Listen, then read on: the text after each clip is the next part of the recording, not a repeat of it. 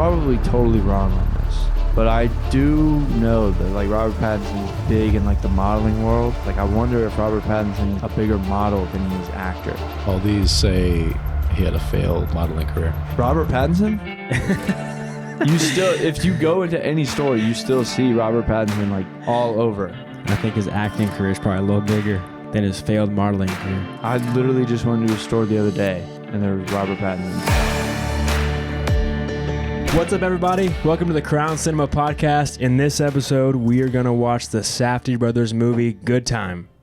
When did this movie come out? It's been out for a while. 2017. 2017. You've seen it. I have not seen it. I saw it in 2017. Was it good? It was a few years ago, but I remember thinking it was pretty cool. All Robert Pattinson, he's cool. Robert Pattinson. I feel like he's on the come up because I feel like he was too much of a character. Like he's too much. He was too much a Twilight guy, but now he's getting out of it. I feel like. Yes, he went from one typewriter character to the biggest one of them all. Yeah, he went from franchise to franchise. Huh? Yeah, so don't feel that bad for him. Guess you're right. I mean, I do like him. You think that's a career play? You think he's trying to pick franchise movies so that way he can always have roles?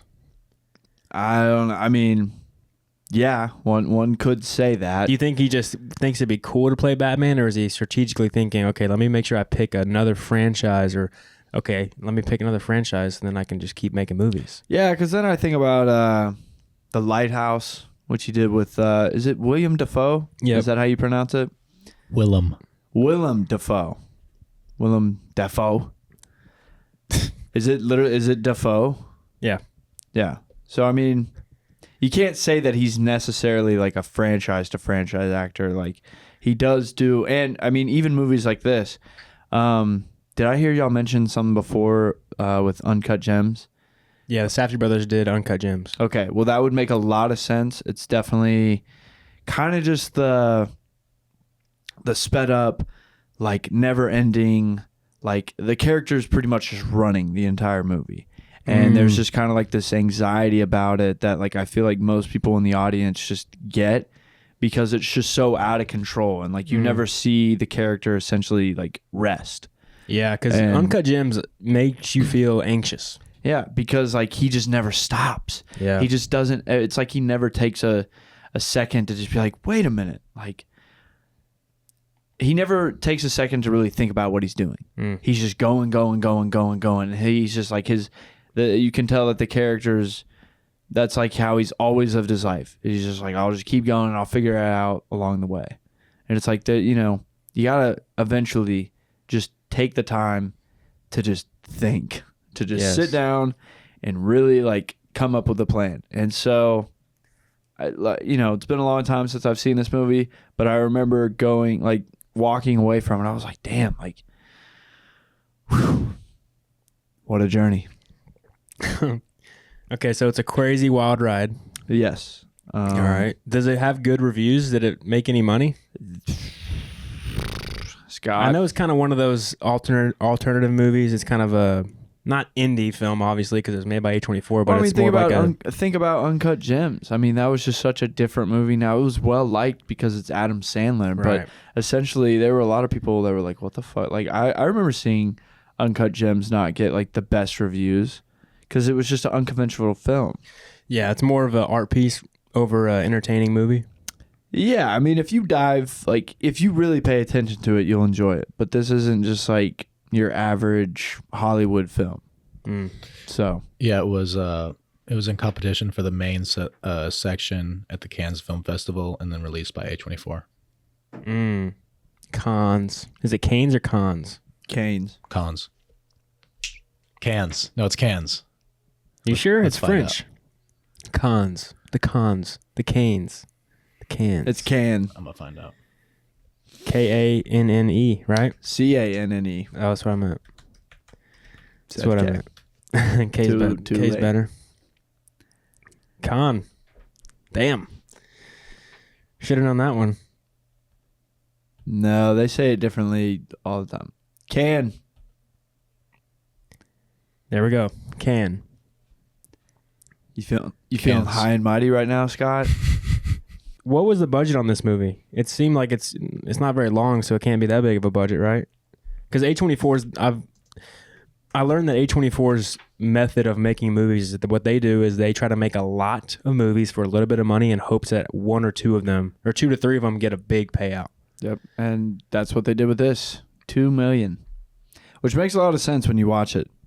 Damn. Oh, so $2 million is what it was made for? Yeah. It's just, it's like a real life crazy movie shot in the city. Like, but you can tell that it's not like, you could tell it just doesn't have like the craziest production. Yeah. It's so wild that a movie that looks still high production value is made for $2 million.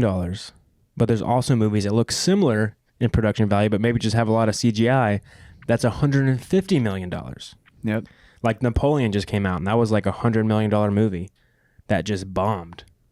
It bombed? Yeah, horrible reviews. Really? Yeah, it's horrible. Damn it. Like even like This is why I don't read the reviews, Scott. Audience bad reviews, critics bad reviews. I think it's because when Napoleon, they went with like a woke mindset and not really developing the man. They try to make him look like a weak, leader, dictator, like a shitty person. They just showed all the weakness of him without showing like how much of a dominant leader he actually was. Well, I mean, they didn't give you both sides of the picture of who we the man gotta was. watch it. I do want to watch it. We'll bring you all the truth. The truth is on the CRWN Cinema Podcast. Yeah. What is this? 200 million for Napoleon? And worldwide, it made 137. And domestic, 46. $46 million in the US. Flop. Maybe we look up at 5 years and we say, damn, underrated. We'll find out. People really just didn't appreciate this movie. Should we go see it in the theaters next week? Oh, yeah. All right. Friday night special. Yeah.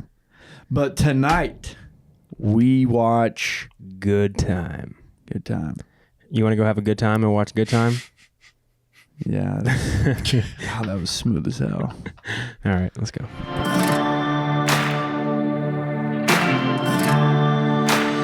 And we're back. We just watched Good Times. Good Times? Interesting times, I'd say. Wild movie. Like we discussed, I mean, definitely has that feel of Uncut Gems. Yeah, and Robert Pattinson character sucks, dude. What a fucking piece of shit. Why? What do you mean, why? The dude's a psychopath. He's just trying to save his little brother. No.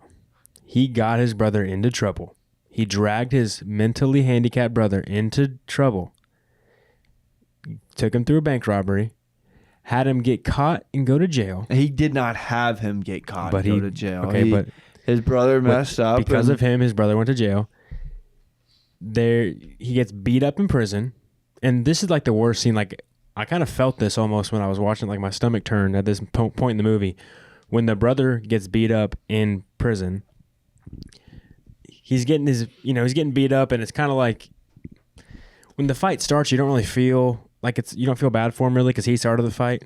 But then when it goes on for a little bit longer and he's really getting the shit beat out of him, and that horrible music comes in, it's like almost scary music comes in, and then it cuts. So you kind of feel, you're like, oh, damn, you're right. Like he just out of nowhere ends up in jail. He's confused how he got here, and he's getting the shit beat out of him. I'm thinking about all the trauma this kid's probably been through. And then it cuts to Robert Pattinson, who crawls back to his girlfriend's house, right? Gets in bed with the dogs, laying down. He's relaxing in bed in a nice warm place while his brother's sitting there bloody on the floor of a jail cell. Robert's scheming. Not scheming and does nothing good. He just consistently brings people into more trouble. And we will break that down because yes. I think that is like one of the best parts of this movie, but we'll get to that part later. So Robert Pattinson is just a straight up psychopath because recently I heard he's definitely a psychopath or a sociopath. Like he is really good about just using people. Yes, and that's the definition of a psychopath is somebody that uses people for short-term gain. And he's really good. I mean, obviously it's Robert Pattinson. So no matter what role you give him, like when he's in the movie, you have to acknowledge the fact that like he's a good enough looking dude, and that's always going to help anybody in this world. Yep. Like it always, like being a good looking person gets you through the front door. you know, and we see that in this movie, like in different situations, like, I don't know. So you just always have to like account for that. So like, not only is he a sociopath, but like he's a good looking one too. So like that always like just kind of helps. Yeah. So that, you know, he can always like give like the puppy eyes or something. And he's like, oh, God bless you. Oh, and thank you so much. Oh, truly, you're the best. Yeah. And like, so, I mean, he's a pretty interesting character, because then you got to think like. So he's a shitty person, but he does also care about his brother, but he also doesn't recognize the fact that doesn't have to get his brother in these things in the first place. Yes. But then, okay. So one thing, like, I don't know, him robbing the bank. Yes. That's like a psychotic thing to do to normal people like us. Yeah. But you got to remember, at the beginning of the movie, his brother is in therapy, and he is like just on the brink of telling his therapist about like the time that he burned himself because he got in like this big fight with his grandma. Yeah. So maybe things are just terrible back home. Yeah. And Robert's just like finally hit his limit. And I don't even think we ever know how old he is in the movie. He could be 18, he could be 21, he could be like 26. Did they ever say? No, he's definitely in his 20s, it looks like. For sure, but like you don't know like how, like, I don't know. I feel like there's a difference between like a 21-year-old and like a 26-year-old. Yeah, he seemed like he's more on the upper scale of 20. Probably. And so like he's hit his limit, whatever. Obviously the circumstances are good. He probably already has a criminal background, but he's like, if we rob this bank and we do this well, I can get out of this city for a little bit and take care of my little brother with the money that we have. So it's like... But do you remember what he told his brother after they robbed the bank? Do you feel this? He told him, yes, but before that he said, man, I couldn't have done that without you. You were so strong. I felt so good having you right next to me this whole time. Just like, that means he did nothing. The brother didn't have to be there. The brother, he thanked him for standing there and being so strong, protecting him. Yeah. That means the brother did absolutely nothing. He brought him there just to bring him there with him because he didn't want to do it alone. I guess you're right. Like, if you think about it, because the brother doesn't even touch the money until the cab drives. So you got to think the elephant in the room is that, like, Robert, his name is Connie, and then Robert's brother, who's actually the director of the movie, his name is Nick. Nick? Yeah, it's Nick. Scott. And Nick, yeah, it's Nick. Nick is like special needs. And so, and Robert, like his character, he's like playing this like too smart, like kind of just like he always feels like he's one step ahead of everybody. Yeah. But it's like, dude, if you really were that smart, like you wouldn't bring your special needs brother to a bank robbery. Yes. Because that's too unpredictable. There's no way that this like could go well. And it's just completely wrong. There's just no reason to. Yeah, you didn't. Your brother doesn't have a choice to go because he's not really understanding what you're meaning by this. He doesn't understand the scope of what he's doing. Yeah. He's just tagging along because he thinks his brother loves him. Yeah, but like, why? Like, just leave him at home. Go pick him up after you get the money, and then go run off with him. Like, if that's like the ideal game plan that I've just made up in my head. That's what I'm saying. Robert Pattinson's character, Connie, is a piece of shit. He is a piece of shit. Now that I really think about it, like, there was no need for him to have his brother. No. Fuck him. You just swayed me. Yeah, let his brother get beat up in jail, just beat to a pulp. He hooked up with a 16-year-old girl. Almost. Oh, yeah, he doesn't. Yeah, they don't, but... He's just making out with her. Yeah. To cover his tracks. Using somebody else to... No, you gotta think about it. Like, he gets through the, like, her grandmother's door because he's just like, listen, like, it's freezing cold out here. Like, come on. And then she lets him in. Why? Because, like, he's a good brother that just, like, got off on the wrong stop, blah, blah, blah. He's locked out of his house. Good-looking dude. And he's nice. Yep. And she's like, old ladies like she's like, you young, can come good-looking dudes. She's like, you can come in. He's like, God bless you. Thank you. God bless you, truly. Yeah. And then, so that's how he gets in there. And he uses her. And then he uses granddaughter. Mm-hmm. And then, yeah, okay, so, like, back to the point. There's just so many times where you, or at least for me, like, I look up in this movie and I'm just like, damn, like, he's really, like, ahead of everybody. Like, he keeps making, like, the right decisions, like, all the right moves to, like, avoid getting out of trouble. And you're just like, damn, he's winning. But then you just kind of look up and realize that he is in fact not winning. Like No, he has his situation. Truly, it's only gotten worse. Yeah, he's only just caught in a lot of lucky breaks. Yeah, like he's just stalling at this point.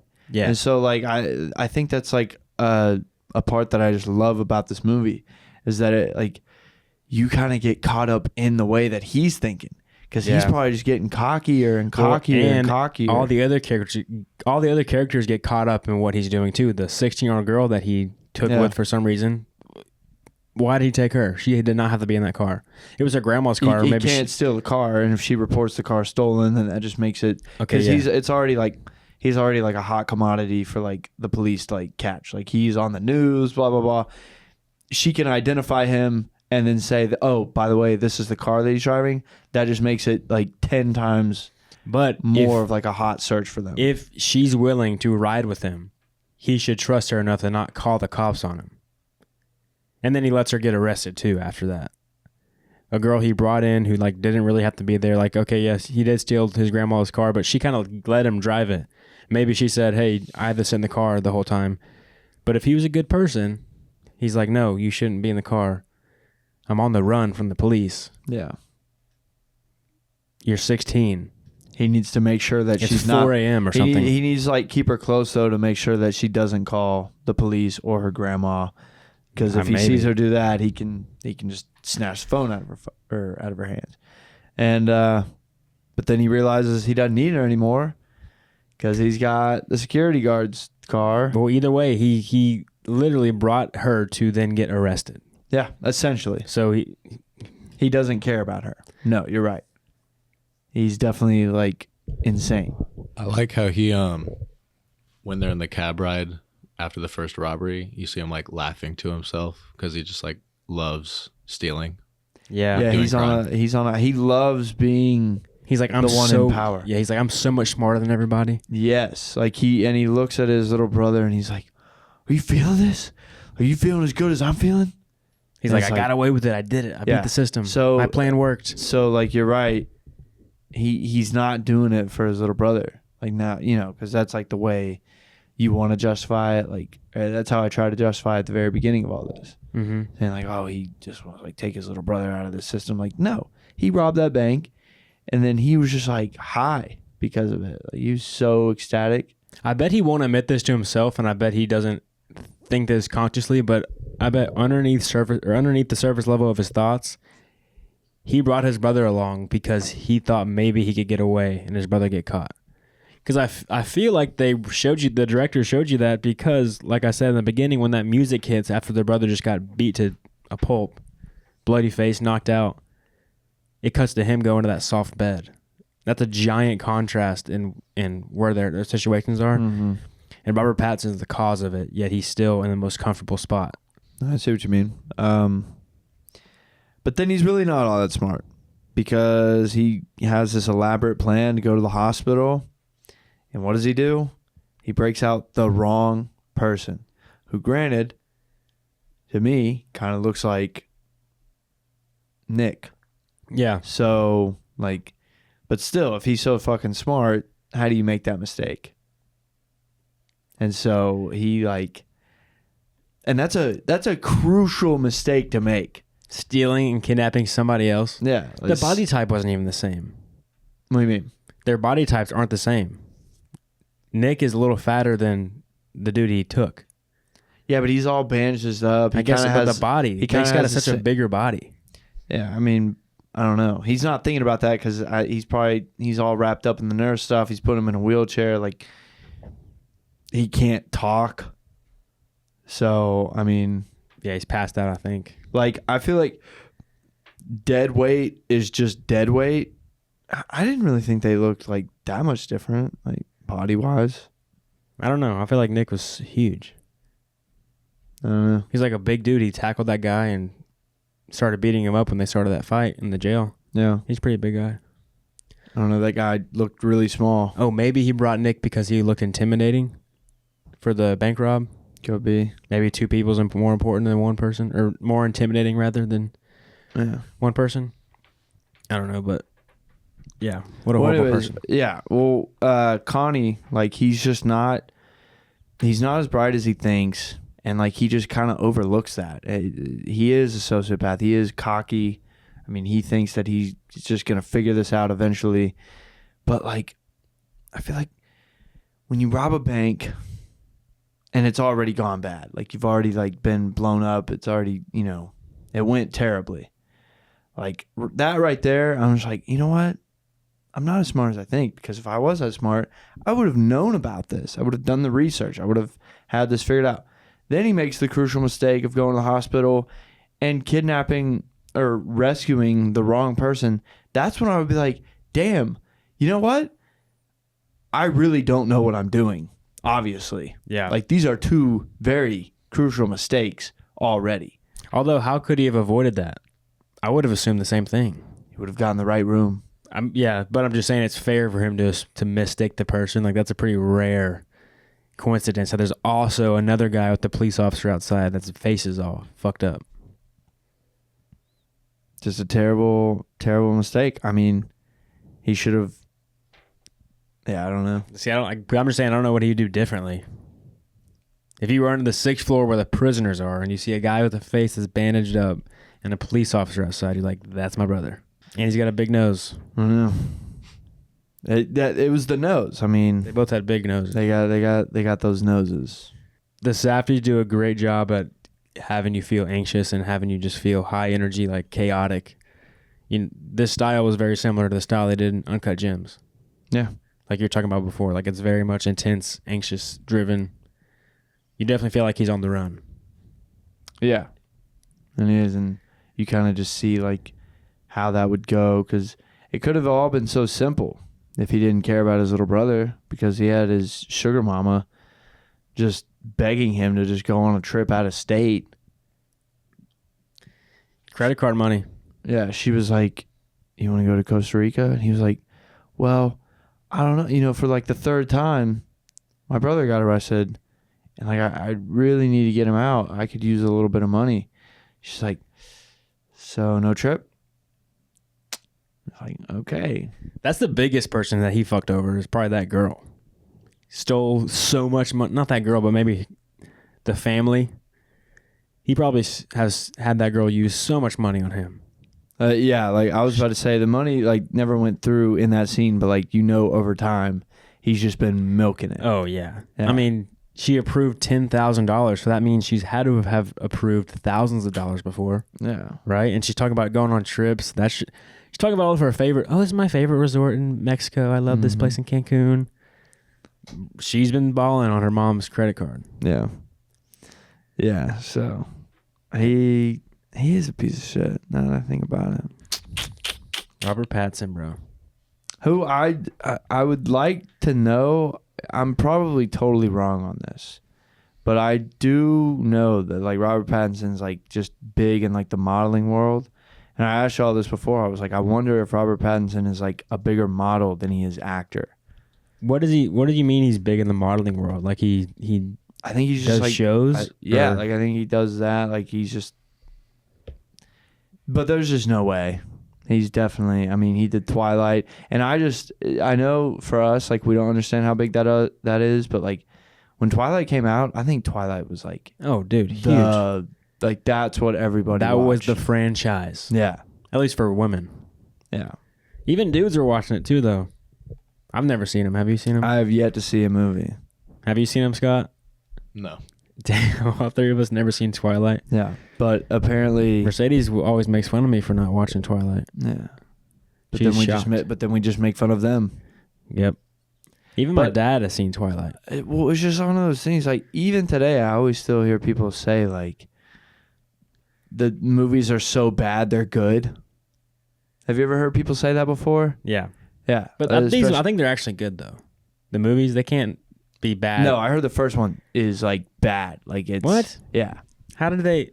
I think like the How did they make CGI three- like okay. it looked corny, but I think like the acting was a little shallow, like all that, and then like apparently as they kept going, they got better and better. Interesting. That's what I've I think always I've heard the second one's the best, or maybe I've heard it. The first one's not the best. Nobody's ever told me the first one was the best. They've always said you got to watch 2 or 3. Yeah.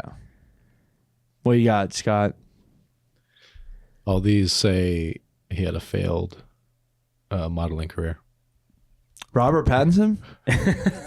You still, if you go into any store, you still see Robert Pattinson like all over.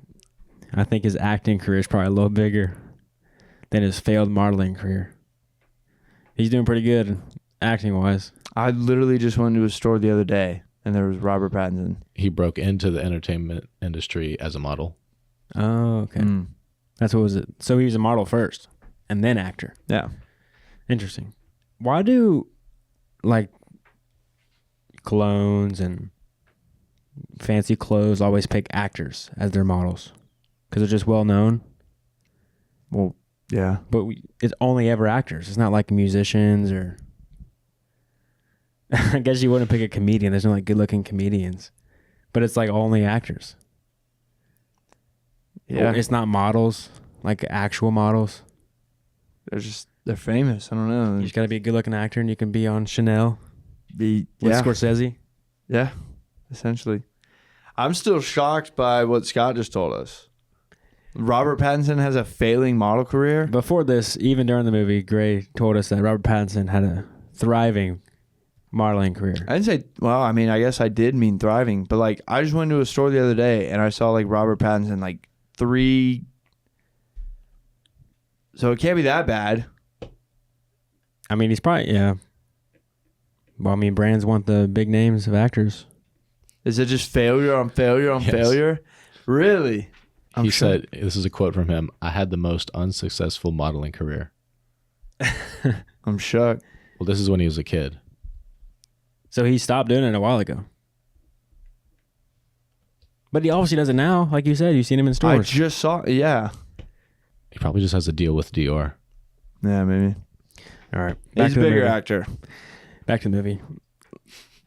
Like I was saying, imagine being that security guard. You get beat up by some guys that broke into your amusement park. You get knocked out. And you wake up tripping balls. Sounds pretty awesome. To the police officers arresting you. Sounds pretty awesome. Sounds pretty traumatic. No, it's the worst trip ever. He wasn't even speaking English. No. Went back to his native tongue. And went back to the first language. He was tripping so hard that he forgot how to speak English. Dude, and imagine you're doing it in an amusement park that's dark with LED lights and black lights. Like, you're knocked out and you wake up and you're just like not seeing reality right. No. Yeah. Speaking of, what y'all think of the shots? I thought this movie like did like a pretty good job of like kind of showing like the grimy world that like, I don't know, like you knew people that kind of lived like this, not to this extreme, but yeah, the people that were broke, using people, yeah, like doing hood rat shit like that. That's why I don't know. It's weird. Like it's called Good Times, and I remember like doing kind of just like stupid shit like this, like breaking into like an amusement park type thing. Like it's just weird. It brought me back. Especially this movie brought you back a little bit, yeah. A little bit. Especially like 2017. Robbing banks. I was still in high school. No, not robbing banks, but like hooking up with underage girls. Well, I was 17. I know. All right. I guess y'all don't understand. No. What? Did you know somebody that... Like, okay, you would go into like an abandoned house. Y'all never did that in high school? I don't have any abandoned houses near me, I don't think. Oh. I remember there was like an abandoned hospital like in my town. What, you broke into it? I mean, yeah. Tell us that story. What is that about? I mean, like, there's not much to the story. Like, you break into an abandoned house, you're a dumbass kid, and then you like throw shit out the windows. Throw syringes on the ground. Yeah. Did you see anything crazy? No, nothing that crazy. Although, actually, you know what? I did go into an abandoned house, and I remember, like, there's like a big ass dog, like in the ceiling, like the rafters, kind of or whatever. What? Yes, and then I think 3 weeks later or something, like the house burned down. Somebody probably went in. Yeah, a couple weeks after we did, because it ended up like, oh, like you can go to this house and like it's abandoned, Right. Obviously, like small town, like people talk about it as like, okay, all right, well, we're going to go to this house this weekend. So somebody probably went, some fucking psycho. What'd you do when you saw the dog? Ran the fuck out. I was terrified. I'm talking like big dog, like moving slow, like kind of thought it was a person up there. And then like you could see through, there's no ceiling. You could see through. Yeah, it was like just the wooden. Yeah. Like the rafters I think, yeah. And like you just see this dog, God knows how long it's been living up there. It's in the ceiling, which is nuts. You think it was just a squatter up there? It was a dog. I know, but you think there was somebody else up there that was just like homeless living yeah, probably. And that was just their dog? Maybe. I didn't even think about it that hard. I just remember like we just like ran, got in my buddy's car, got the hell out of there. But yeah, it was shit like that like just kind of reminded me of this movie. Like like even when he's up with the girl watching TV till like 5 a.m. Like all lights off, like just watching some stupid weird shit, like Cops. I was like, I kind of remember like just a clueless random night where you're just watching random TV. Yep. Yeah. I mean, I definitely recognize girls like that just only hang out with drug dealers and are totally fine just hanging out with criminals and doing their errands like she was, like going getting them White Castle while she's just on the run with these people. There's definitely girls that hang out with just horrible people. Yeah. Because you're 16. And you're like, you think it's kind of fun. Yeah. Oh, another part. That's why it doesn't surprise me that it works whenever he like looks at her. Yeah. And he's like, I think it's like, I have like a greater story to me. That's what I was going to say. That's even another example of him being a piece of shit. Yeah. And he's like, and I think you serve like a great purpose to that. Like she's 16. She probably thought that was the hottest shit ever. Yeah. He said, I think you're a purpose on my journey. Yeah. And then she like, I didn't realize this, but now I'm thinking about it. Her face was like, when she's getting arrested. He's like, what the fuck? Are you kidding me? Like, but she's not giving up on him yet. You don't think? She could have been like, that motherfucker like kidnapped me. You're right. She didn't snitch at all. She didn't snitch on him. She could have just been like, actually, that's not the fucking security guard. That's the guy that's wanted right now. You can look him up on the news. I guess you're right. Yeah, but like she didn't because she's like looking at him and he's like kind of smirking at her as if like, just go with it, baby. Like, yeah, it's all part of my purpose. Like, damn, it's all part of my story. Like, there's another psychopathic part of Robert Pattinson when he said he told her, "Don't get confused. It'll really make things difficult for me." Mm-hmm. You expect him to say, "Don't get confused. It'll just make it worse for you." But he makes it all about himself, telling you how he loves to tell everybody else how they should feel. That's what he says. He's like, don't get confused. It's just going to make it worse for me. Yes. He loves to tell. He's like, when his brother's like, I'm going to throw up. He's like, you're not going to throw up. You're not going to throw up. He's like, stop. You're not going to throw up. You don't have to throw up. Actually, from one puker to another, aka Nick, Robert's brother in this movie, that is a good strategy. When somebody's just like, don't do it. Because you can't hold it in. Because then you just look at him and you're like, okay. They were just miserable for the next hour. Yeah. Choking it down. Yeah. But, so that was just good strategy of like not throwing up when you're running into a Domino's pizza. Yeah. But, there was that. And then, no, like when you really realize that like he's crazy and a sociopath is when he's with the guy who, mind you, he just accidentally stole out of the hospital and they finally get to the security guard's apartment or whatever. Like, shit has hit the fan. They are not getting out of this. Like, honestly, that security guard has, like, you can only trip for so long before you finally realize, like, wait a minute, I speak English. But he gave him a mouthful of acid, and doesn't acid last like 16 hours? Yes, but how much would that much last? They made it to the guy's apartment. They made it to the security guard's apartment. I know. How did they do that? He finally, even if he was tripping, he probably was like, wait, guys, like, I speak English. Hold on. Oh, you're saying not the security guard. Yeah, the security guard. Like, he's probably in the hospital. They got him all, like, handcuffed and everything. And remember, they put him in the ambulance, and he's not speaking English. Yes. He probably came to his senses and was like, guys, hold on. I speak English. Like, let me tell you what the fuck just happened to me. Did the police didn't come to the apartment? Yeah, they did. Did they?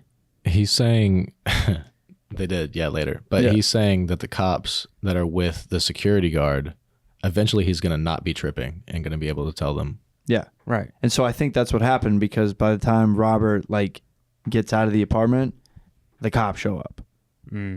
Like it all like kind of hits. Like the dude finally eventually told him like, hey, I'm a security guard and I'm missing my wallet, my keys, everything. They're probably in my apartment right now. Go. Yeah. And that's what happened. So, but when they're in the security guard's apartment, the dude that he accidentally stole from the hospital is saying like, so like how much time you got? And Robert's like getting annoyed because, you know, they're not making any efforts to like save his brother. And also this dude's just getting drunk. And he's like, dude, what the fuck? And so he like goes off on him. The dude's like, you know, like, what, you think you're better than me? And Robert just looks at him and he's like, yeah, I do. Like, I am better than you. Yeah. And it's like, damn. Like, psychopathic narcissist right there. It's like, yeah, maybe, but can't say it. Yeah. That's why I like the ending of this movie so much, is because at the very end, you see in his face that he's like, oh, fuck, wait. Here I go. I'm in prison. I have no options. Like, wait, what? I got caught? Like, how is this even possible? He's realizing he's not all powerful and a genius. He's not. He got caught. He's realizing that, holy shit, I'm going to prison for like, I'm trying to think. What are the crimes that he has committed? Bank robbery. Yep. Running from the police, obviously. So evading, whatever. Assault on the security guard. Well, hold on. Let's backtrack. He also had sex with a 16-year-old. No. No. Didn't have sex, but like. He made out with her. Yeah. So that's sexual assault. Okay. Stole a car. Yep. Broke into the place. Yep. He trespassing. Then yes, beats Assault. up the security guard, so that's assault. Breaking into the security guard's apartment, Breaking and entering. stealing his car. We're at Okay. 8 right now, and All these are right. serious offenses. Okay. You could even make the argument like he's wanting to distribute drugs because that Sprite bottle has a lot of acid in it. Yes. He broke somebody out of prison. Stole Out of somebody. custody. Stole somebody out of the hospital. Yes. So we're at 10 right now. Gets out of the apartment, runs from the cops again. They'll probably just link that back up to the original, like, oh, To he's make it been a little running bit this whole stronger. time. Yeah. Yeah. I think that's it. Yeah. 10 pretty terrible crime. He's done. He's not making it. He's got life. That's 50 plus. Yeah, he's screwed. He's done. He's gone.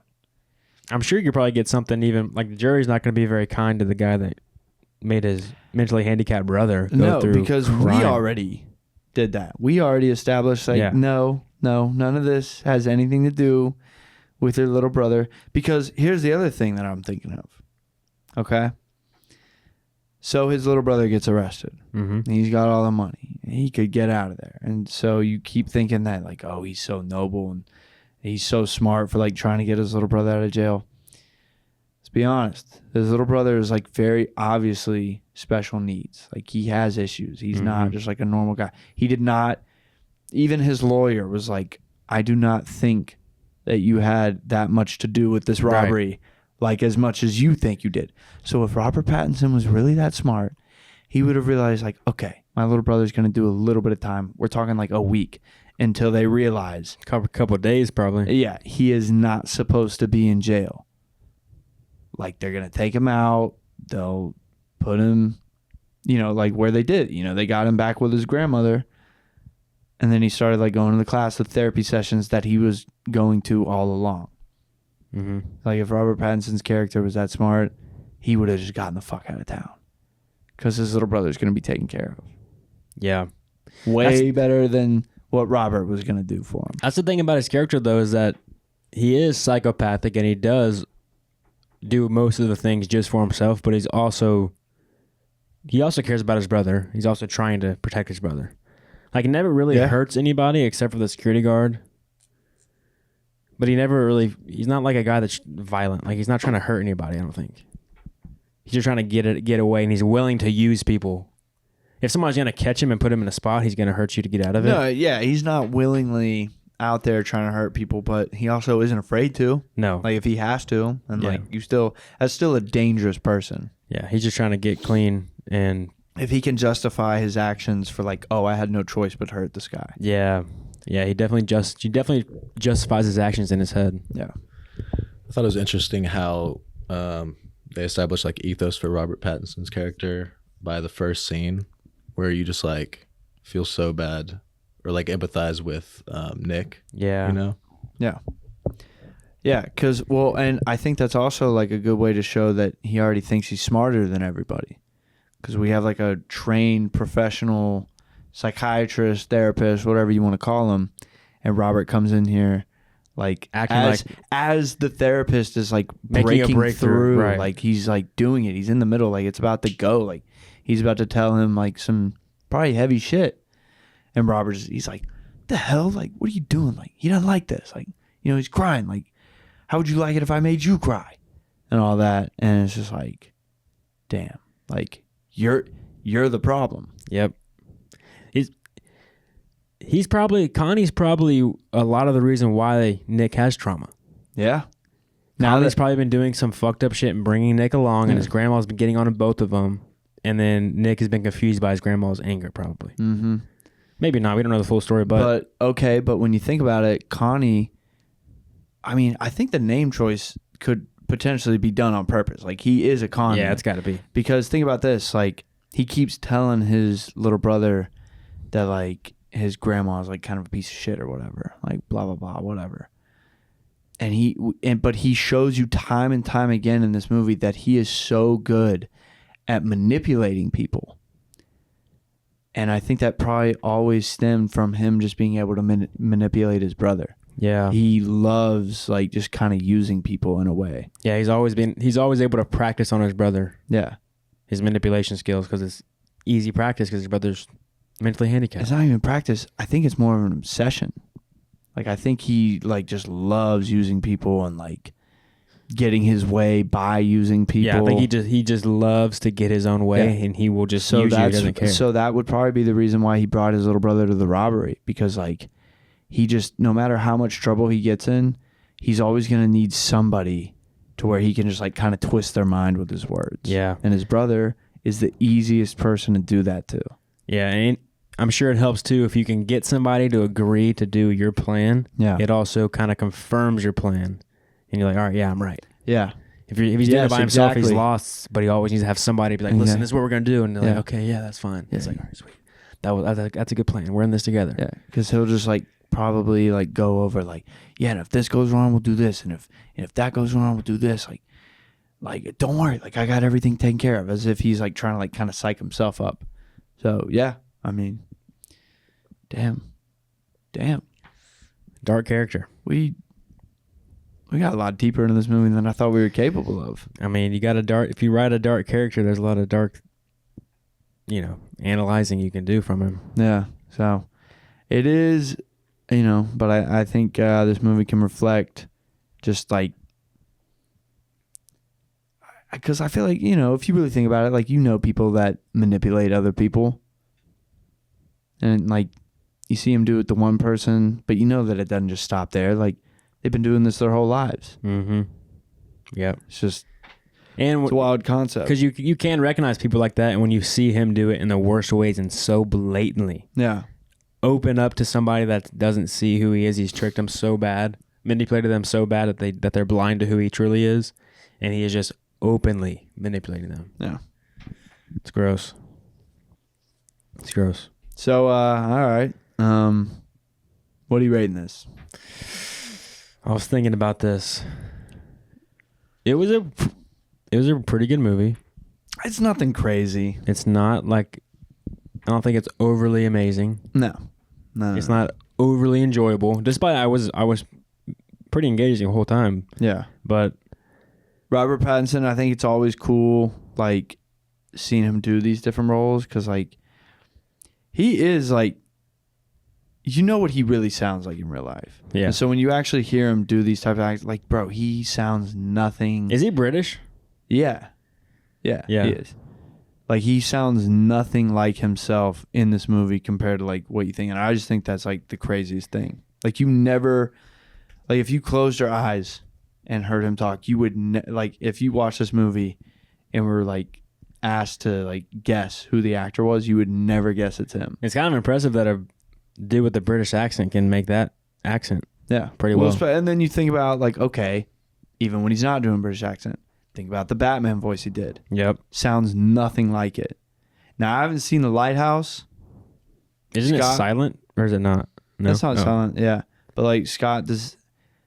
I know he kind of sounds like a crazy person in The Lighthouse. Like, does he kind of take away some of this voice and maybe put it in that character?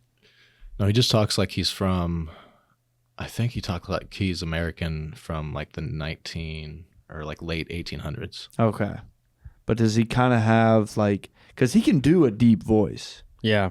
You know, but in this movie, it's not, you know, it's not that deep. It's... I wonder if acting in an accent helps you become the character. Because you're talking different, so you know it's not yourself, so you can separate yourself and become a whole new person with your acting. I wonder if that helps actors. Because, you know, like Tom Hardy, he only acts in accents. Oh. We saw Scott was looking up something. Sorry, I was confirming the late 1800s thing. Okay. Oh, yeah. So, no, he's not using that same voice, but, like, I wonder as far as, like, octaves, like, I wonder if he was, like, kind of using that, because, like, he sounds nothing like how he did in, obviously, like, the first movie I ever saw Robert Pattinson in, Harry Potter, Goblet of Fire. And he's the good guy. R.I.P., man. He's great. He's a great asset to that movie.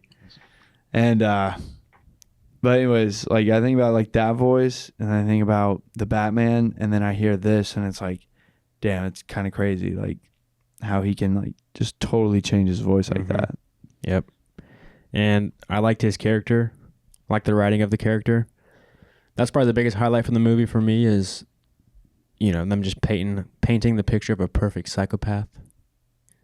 So I'm going to give this movie a 7.8. All right. Okay. 7.3. All right. Scott? 9. Wow. Why a 9? I thought the cinematography was really unique.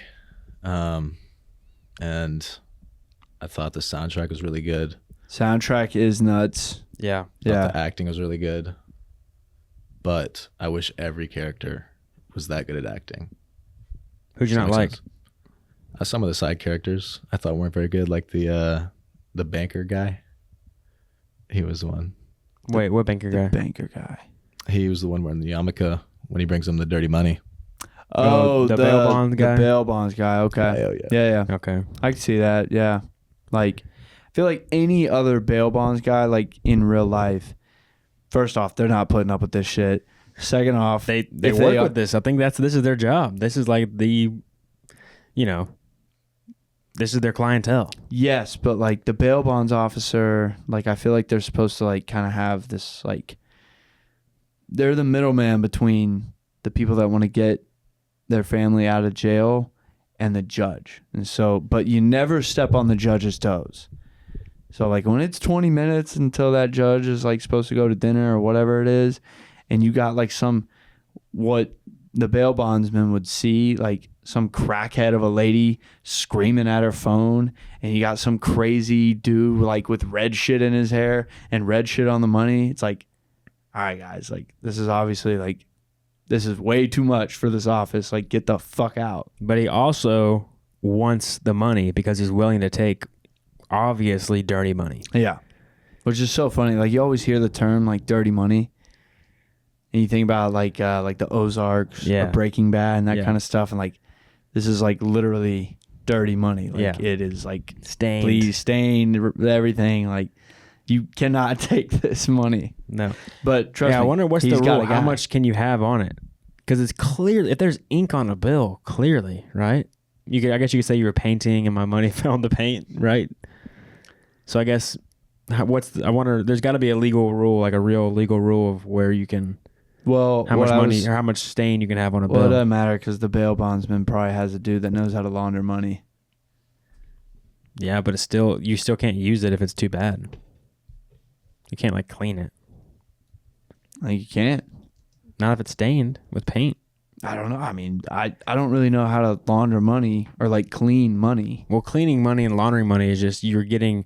If I sell you drugs, and I have a bunch of money. That money is now, the IRS doesn't know where I got that money from. So I open up a business and I just fake transactions to then it's clean money now. Yeah, I get that. But like, you don't actually clean, I don't think you can actually clean the money because it's paper. So like if it has ink on it, the ink is staining all the way through. You're not going to be able to clean, because I mean, there's already ink on the paper. It's already printed with the president faces. There is some kind of explanation though as to like when you put money like in the dryer. And like do that. You've never seen that before? I feel like I've seen a movie with that. What's real? That's I think it's wet. Oh yeah, they age it. That's right. Yeah. It's it's counterfeit. That's counterfeit when they put it in the washer to age it. Yeah, you're not getting rid of the stains. Nope. So then I mean, what use is that stained money? I don't know. Nothing. That's why I said you only got $3,000 here, buddy. This is a $10K. What about the cinematography stuck out to you, Scott? The first thing that stuck out, there's a bunch of close-ups. Yeah, I noticed that. Really in their face. Especially in intense moments, like when he's at the very end, when he's convincing himself or talking, he's tight. Yeah. And then there was a lot of like using two different colors for like the key light and the backlight. Yeah. Which is like an interesting look. There's a scene when he's lit red and the other character's lit either not. I don't think it's 100% normal, but it's at least more normal. And it's almost like I think he's trying to get him to do something in this scene. I forget maybe you can look it up what scene it is, but the lighting shows that he's definitely the evil force in this scene. Was it when he's arguing about who's the worst guy? Maybe. Maybe not. Yeah, because the bar was red and the house was blue. It was the security guard's apartment. Yeah. Or the amusement park, maybe. I don't remember, but it was the lighting definitely signaled that he was definitely the bad dude in that scene. Another thing is when he's in the car, there's like the natural light from outside the car, but there's also just the orange light on only his eyes, which I thought was a really cool way to keep him lit during that scene. Yeah, yeah. My favorite scene in this movie is the guy who's all beat up in the face that got stolen from the hospital is explaining his day before. Yes. Okay. That is my favorite scene from that movie because for one, just thinking about like all the times that we've heard our boys, like, you haven't heard from your boy in like hours and they finally show up and you're like, bro, fuck, man, like, what happened? Like, where have you been? And he's like, sit down. I gotta tell you. And then they tell you just the most ridiculous story. That's what this is. But you actually get like the visual for it. And honestly, the best part is whenever he like explains that, he's taking acid. He gets out of jail. First thing he does is get as drunk as possible. And like he literally goes to the liquor store. He's like, go there.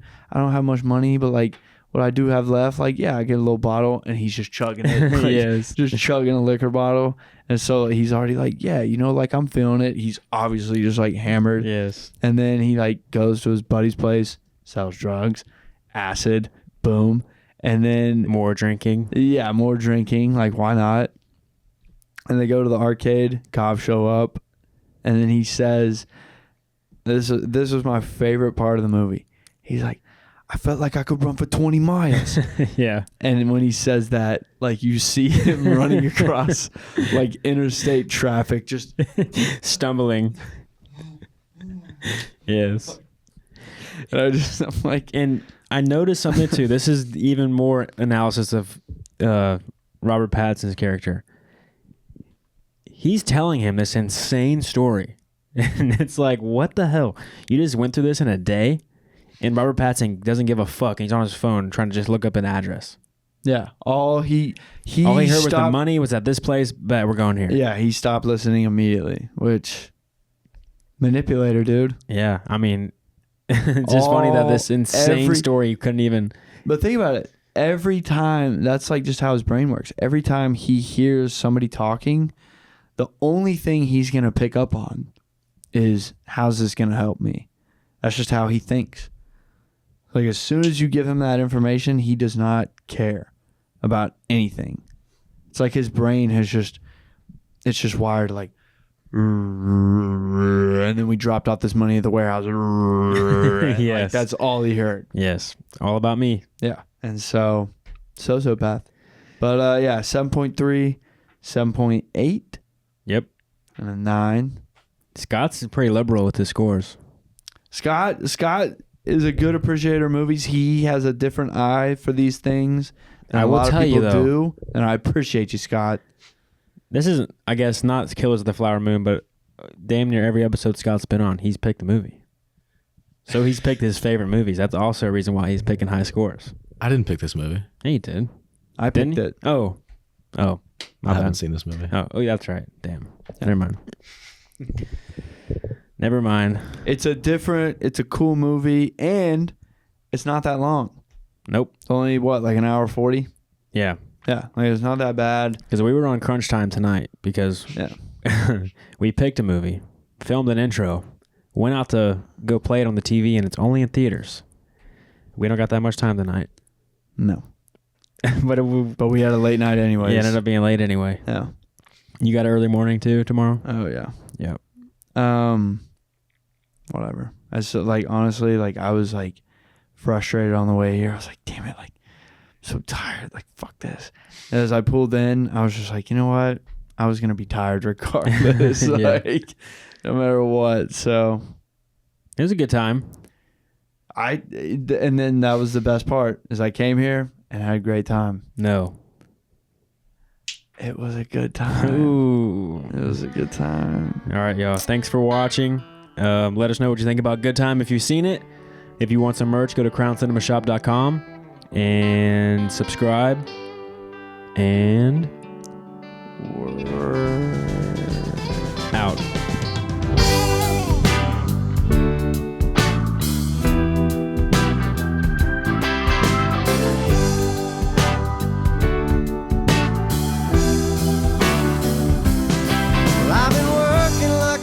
Trying to buy my next meal. Seems all I do is drive. And when the boss man sends my next check in the mail, I'll have enough for closing time. And I've been cussing like a sailor since I ran out of weed. My tank is running dry, so I'll head on down to the railroad track and tell that man I need a ride. He says you're just in luck, 'cause there's one more seat. There's just one more thing before you proceed. Just throw me a 5 and we'll call it a deal.